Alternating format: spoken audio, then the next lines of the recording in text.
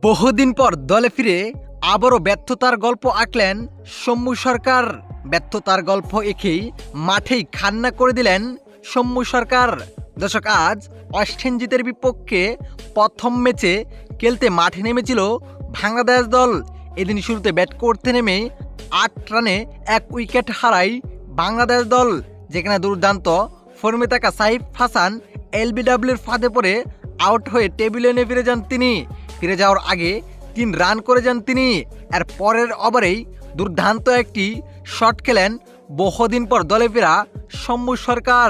কিন্তু না, দুর্দান্ত শটটাকে লাফ দিয়ে হাতে তালাবন্দি করে ফেলেন ওয়েস্ট ইন্ডিজের প্লেয়ার। এতে আউট হয়ে যান সৌম্য সরকার এবং আউট হয়ে মাঠেই খান্না করে দেন তিনি।